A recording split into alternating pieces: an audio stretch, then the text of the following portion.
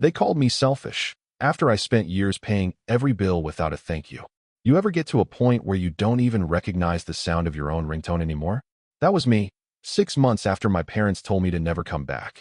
6 months of silence after I spent over $30,000, my savings, my down payment fund, my emergency stash, just to keep their home from being swallowed by foreclosure. They didn't even say thank you. In fact, the last thing my mother said to me was, "If you think money makes you better than us, then maybe you shouldn't come around here anymore." That was the moment I realized I had never really been part of this family. I'd been a resource, a checkbook with a voice. And when that voice finally said, "What about me?" they slammed the door shut. Let me rewind a bit. I'm Natalie Grant, 28 years old, born and raised in Columbus, Ohio. I own a small skincare brand I built from my kitchen and grew with late nights and grit into something I'm proud of. It's not huge, I'm not bathing in profit, but it pays the bills, and I've always made sure it helped cover my parents' bills, too. Because growing up, we were always tight on money. My dad worked warehouse jobs, off and on. My mom bounced between part-time gigs, always acting like she could have done more if she'd wanted to, but raising 2 kids was already a full-time job. My brother Lucas? Golden child. Always. Even when he dropped out of community college, burned through a string of warehouse jobs, and had 2 kids by 25 with a woman who left him the second he asked her to co-sign a loan for a motorcycle. I was the stable one. The "you're doing so well, honey" one. And somehow, that made me responsible for everything. It started with little things. Phone bills when Lucas forgot to pay his. Groceries when mom said the fridge was empty. Car repairs. Then rent. Then the water bill. Then the mortgage. Before we go further, don't forget to like this story, hit subscribe, and tap the bell so you don't miss what happens next. I remember the call like it was yesterday. It was a Monday morning, right before I launched a new product line. I had orders backed up, my website glitching, and I hadn't slept in 36 hours. And my dad calls. "The house is in trouble, Nat. We missed a few payments. They're threatening foreclosure." I asked how many payments they were behind. He said, "4." 4. That's almost half a year. And no one told me until it was nearly too late. They needed $12,000 immediately just to keep the bank from posting a notice. I sent it. No questions asked. I told myself, it's your parents. They raised you. They gave you everything. But I should have asked myself one more thing. When was the last time they gave something back? Over the next 8 months, I sent more money. $2,000 here. $1,500 there. Another $6,000 to clear up the escrow. Then $3,000 because Lucas was between jobs again and helping with the house. And then the final hit, $5,200 to lock in the property taxes before the penalty. I didn't realize until it was too late that they were using me as their safety net. No budgeting. No saving. Just call Natalie. She always picks up. By the time I tallied it up, I had spent over $30,000. And not once did any of them ask how I was doing. I had been planning to buy my first home. A tiny townhome outside Victorian Village. 1 bedroom, hardwood floors, decent sunlight. I toured it twice. Fell in love. I even bought paint samples for the kitchen. I was 2 weeks away from closing when my account dipped below the amount needed to qualify for the loan. I cried in my car for 30 minutes. Then I texted mom and said I had to pull back on the help, just for a while, until I got my feet back under me. Her reply? "Wow, after everything we've done for you?" I wanted to scream. 3 days later, Lucas called. Said mom was hurt. Said I didn't have to be so cold. Then came the kicker. You wouldn't even have that money if it weren't for them raising you right. They sacrificed for years. I hung up on him mid-sentence. And that was the last time I heard from either of them. No calls. No texts. No visits. Just gone. So here I am, 6 months later, sitting in my apartment, the same one I've had since college, while other women I went to school with are posting photos of their new kitchens, their gardens, their back porches. And I'm surrounded by unopened mail and a deep ache that I can't quite name. It's not sadness. It's not even anger. It's emptiness. Like I'd build a whole life around the wrong people. My phone buzzes. I look down. Mom. After 6 months. 1-word text. Call me. I don't move. I don't even blink. Because for the first time in a long time, I'm not sure I want to hear what she has to say. I didn't call her back. Not that day. Not the next. Something about that 1-word text call. No, please, no apology, no hint of softness. It told me everything I needed to know. She wasn't reaching out to make things right. She needed something. Again. And suddenly, every memory I had of the last year felt like it had been playing in slow motion, and I'd finally hit fast forward. It's funny how you don't realize you've been used until you stop being useful. When I was sending money every other week, I was the responsible one. The daughter who always does the right thing. The one who understands how family works. But the minute I said I couldn't keep doing it, the tone shifted. Suddenly, I was ungrateful, cold, even selfish. I think what hurt the most wasn't what they said, it was how easy it was for them to flip the narrative. No one asked how I managed to send them $30,000 in a year while running a business solo. No one asked what I gave up to make it happen. They didn't know I canceled my own birthday trip, that I skipped the dentist, that I sold off a personal laptop to cover one of Lucas's surprise emergencies. I didn't tell them, because at the time, I didn't think I had to. I assumed that when you're giving up pieces of yourself for people you love, they see it. But my mistake was assuming they were looking. It was around the 8th month of this slow bleed when I found myself standing in line at the pharmacy, trying to decide if I could afford my allergy meds or if I should wait until payday. And that's when I realized I had no business being broke. My business was growing. Sales were consistent. I should have been putting away money, investing in better equipment, maybe finally hiring a part-time assistant. Instead, I was rationing groceries while my family acted like my income was a family budget extension. And I was done. I remember the conversation with Mom, word for word. It was a Tuesday night. She called while I was doing laundry. "Hey, sweetie, just wondering if you could help us out with the insurance this month. We had to get a new water heater, and the utility bill came in higher than expected." I paused, took a breath, and said, "I can't right now, Mom. I'm behind on some business stuff, and I really need to catch up financially." Silence. Then a sharp breath on her end. "I see. Mom, I've been sending money for months. I told you I was saving for a house. I can't keep draining myself like this. You sound like your father." That stunned me. What does that mean? He always talked about boundaries, too. About how he wasn't going to give and give forever. And you know what? That's what broke this family. Everyone looking out for themselves. I couldn't believe what I was hearing. "I've sent over $30,000, Mom." 30,000. Her voice changed, then colder, firmer. "Well, if you're going to throw money in our faces, maybe it's better you keep it to yourself." That one cut deep. "I'm not throwing it in your face," I said. "I'm telling you I can't keep giving until I'm the one falling apart." More silence. Then she said it. "If you think money makes you better than us, maybe you shouldn't come around here anymore." That night, I sat in my living room in the dark. I didn't cry. I didn't scream. I just sat there, replaying it in my head. The words, the tone, the ease. She tossed me out like I was nothing more than a defective ATM. The next day, Lucas called. Said he heard Mom was upset. I explained what happened. He sighed, like I was the burden. "You gotta understand, Nat, Mom's just stressed. And when she gets like that, she lashes out. It's not personal." It felt personal. "Well, you did kind of hit her with the number. You made it sound like a transaction." I stared at the wall. "A transaction? I gave up my first house for you guys. I've been paying bills for almost a year without asking for anything back. And I get told I'm not welcome anymore. You could have been nicer about it." That was it. That was the moment something in me broke. It wasn't just the money. It wasn't just the guilt trips. It was the audacity, the way they all acted like my boundaries were a betrayal. Like saying no after saying yes 100 times made me the bad guy. That call ended with me saying, "Don't contact me again until someone's ready to say thank you." And that was the last time I spoke to Lucas. Now here I was, 6 months later. No contact, no apologies. Just silence, until that one-word text, call. I didn't. I made a different call instead, to Maya, a friend of mine who runs a financial literacy nonprofit. I told her I wanted to start a new fund. One that helps women who get financially drained by their families, the silent givers, the overachievers, the ones who keep everyone afloat while drowning themselves. She said, "You sure? This sounds personal." I laughed. "It's very personal. Because if they were going to treat me like the villain, I was finally going to embrace it and build something good out of the ashes." The thing about silence is, it gives you time to start asking questions. And the more time I spent away from my family, the more the numbers started whispering things that didn't add up. Like how I sent over $30,000 to save a house from foreclosure, but never got a single confirmation from the mortgage company. No receipts. No email forwards. No proof. Just verbal updates from Mom like, "It's all taken care of now," or "We just need one last payment to square it up."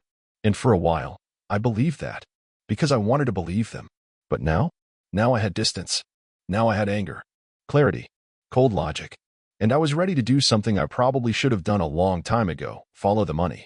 I started with my own records. Luckily, I'm obsessive about logging every transaction for tax purposes, especially when it comes to transferring funds from my business account. I pulled the statements and tallied it all up.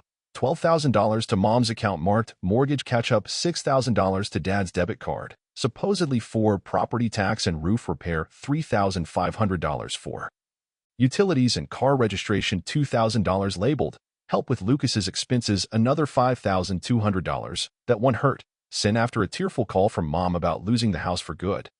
And at least $2,000 more in random Cash App transfers spread across both of their accounts, usually requested late at night or after. Some drama-filled voicemail. Total, $30,870 all gone. So I called the mortgage company. Posed as a concerned relative trying to make sure recent payments had been processed. Gave them the address. Pretended to be helping my elderly parents. The woman on the line was kind. Almost too kind. Because after a pause, she said, "Ma'am, the home was brought out of default about 6 months ago, but the back payments weren't paid by a third party. They were rolled into a loan modification plan." My stomach dropped. What does that mean? It means the bank paused the foreclosure process and renegotiated the loan terms internally. No large payments were made on their behalf from an outside source. You're sure? She hesitated, then said, "Yes. The most recent large payment came from a personal checking account that matches the homeowner's name. It was about $3,000. That's it." I hung up and stared at the wall for a full minute.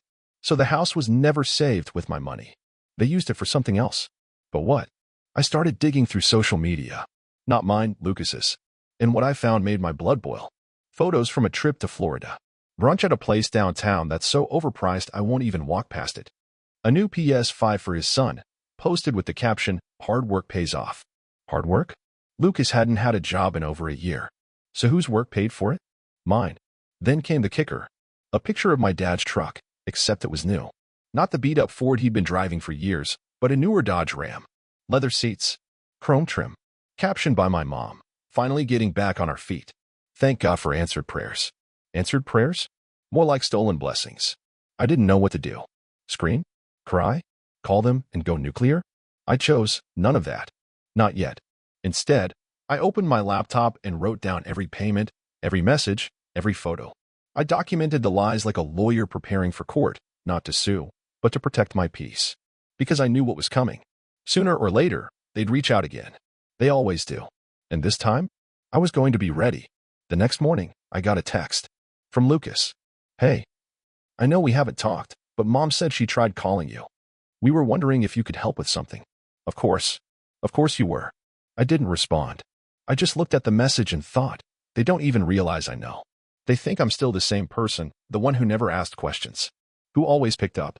Who never said no. But something in me had shifted. And the truth? It didn't just hurt. It changed me. I knew I wasn't going to get an apology. Not from Mom. Not from Dad. Definitely not from Lucas. But I didn't need an apology anymore. I just needed them to know I wasn't playing along anymore. I didn't answer Lucas's text right away. I waited 3 days. I let the silence stretch. And when he finally followed up with, "Can you at least call me? It's kind of urgent," I knew it was time. Not to patch things up. Not to offer help. But to finally say everything I had been biting back for years. I called him. He answered in 2 rings. "Hey," he said, sounding cautious. "I didn't know if you were going to respond." I wasn't. "But now I've got a few things to say." "Okay," he said slowly. "Are you all right?" "I'm fine," I said. "But you and Mom need to stop treating me like I'm your retirement plan." He went quiet. I continued. "I know you didn't use that money for the house. I called the mortgage company. They restructured the loan months ago. None of the money I sent went toward foreclosure prevention. Still nothing. So what was it for, Lucas? The Florida trip? The PS5? Dad's new truck? That one landed." He sighed heavily, but not with guilt. It was the sigh of someone who realized they couldn't lie their way out of the room anymore. "We were in a rough spot," he said. "Mom was stressed. Dad's hours got cut. We were just trying to keep the family afloat." "You mean your version of a float? Where you get to eat out every weekend while I eat ramen so I can float your lifestyle?" "It's not like that." "Yes," I said, "it is. And it's always been like that. Me covering for you. Me being the responsible one. Me cleaning up the mess you leave behind because you know Mom will call me instead of making you handle your own stuff. That's not fair." "What's not fair," I snapped, "is giving up my chance to buy a house because I believed you were all about to lose yours." Silence again. I wasn't finished. "You used me. All of you. You took advantage of the fact that I love this family and would do anything to help. and you twisted it into a responsibility I never asked for." He exhaled. "I didn't realize you were keeping score." That one stopped me cold. And then I laughed. Bitter. Sharp. "I wasn't," I said. "But now I'm looking at the scoreboard, and I'm starting to realize I'm the only one who's been playing by the rules." I hung up, and I blocked his number. That night, I got a call from a restricted number. I let it ring out. Then another. And another. The voicemail that followed was from Mom. "Natalie, I don't know what's gotten into you. Lucas said you were upset, but there's no reason to throw everything back in our faces. We're your family. We raised you. We supported you. I can't believe you're acting like this now, like we're strangers." That was rich. They treated me like a stranger for years, unless I had money to give. So I did something I never thought I'd do. I posted about it.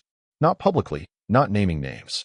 Just a quiet, vulnerable post in a private support group for adult children who've been financially manipulated by their families.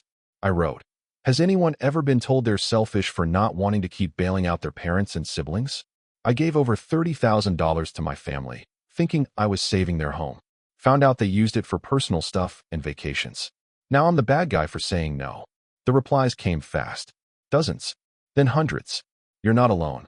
They gaslit you. That's financial abuse. You deserve peace. Cut the cord." I didn't realize how much I needed to hear that. To know I wasn't crazy. To know that putting myself first wasn't betrayal, it was healing. The next morning, I changed my number. I blocked every contact tied to my parents, Lucas, and his kids. It broke my heart, but it also freed me. Because for the first time in my adult life, I wasn't waiting on their approval. I wasn't sitting by the phone hoping they'd change. I wasn't shrinking myself to be the good daughter. I was just Natalie, running her business, living in her apartment, breathing easier, sleeping better. And when I passed by that little townhome I once dreamed of buying, the one I had to give up to float their bills, I didn't feel bitterness. I felt focus. Because I'm going to buy something better. On my own terms. No guilt attached. You'd think silence would be enough. That blocking the calls, changing the number, and refusing to play the game anymore would be the end of it. But when people lose control over you, they don't always let go. They just change tactics. And mine? They chose the oldest trick in the book. They rewrote the story. I found out through an old friend of the family, Miss Karen from church, of all people. She bumped into me at a local coffee shop one morning, just as I was grabbing a latte between client orders. She smiled like we were old high school classmates, then leaned in and said, real low, "I heard about the family stuff, sweetie. I hope you come to your senses soon." I blinked. "Excuse me." She straightened up, looked almost disappointed in me. "Well, your mama said you cut everyone off after she refused to give you money for your little business. That you cursed at her and stormed out." I nearly choked on my coffee. "I what?" She shrugged. "It's none of my business, but blood is blood. Don't let pride keep you from your family." I just stared at her. There it was. Their version. No mention of the $30,000. No mention of the mortgage. No mention of the financial manipulation, the betrayal, the lies. Just Natalie, ungrateful daughter, moody entrepreneur, prideful, selfish, too full of herself to help the people who raised her. I left the coffee shop with shaking hands and a fire in my throat. I wanted to scream. But more than that, I felt sick. Because deep down, I knew they were counting on me staying silent. They knew I wouldn't air our dirty laundry. They knew I wouldn't fight back the same way they fought me, through whispers and reputations and guilt-laced gossip. Because I had spent years being the good daughter, the stable one, the mature one, and they were using that image against me now. Over the next few weeks, I started hearing things. Not directly, never directly, but through people, through posts. A cousin tagged me in a Facebook status that said, "Family isn't about convenience. It's about showing up, even when it's messy." A childhood friend DM'd me to say my mom had stopped by her workplace and casually dropped into conversation that Natalie's got this big ego now, money changes people. And Lucas? Lucas had apparently started telling people he was the one who tried to hold the family together after I bailed. I wanted to punch a wall. Instead, I wrote it all down. Because even if no one else knew the truth, I did. There's something that happens when you finally accept you've been used. It's not a quick realization. It comes in waves. One day, you're angry. The next, you're grieving the version of your family you thought was real. And then, if you let it, something harder hits. You start to question your entire identity. Because who are you if you're not the giver? The fixer? The reliable one? Who are you if you stop earning their love with sacrifice? And what if no one loves you when you stop performing? I spiraled. Quietly. Alone. I still got up and ran my business. Still packed orders. Still posted skincare tips on Instagram like everything was fine.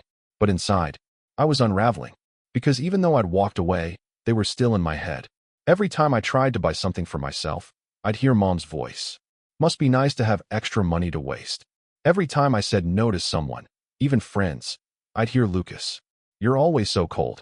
So transactional. Every time I saw a happy family at the grocery store, I'd feel this sick ache in my chest. Why wasn't mine like that? It all came to a head the night I got the voicemail. From my dad. He hadn't called me since I was a teenager unless something was wrong. He was always the quiet one. Let Mom and Lucas speak for him. But this time, he called me directly. The voicemail was 42 seconds long. Hey, Natalie. I know you don't want to hear from me. I get it. I'm not going to beg you to come back or whatever.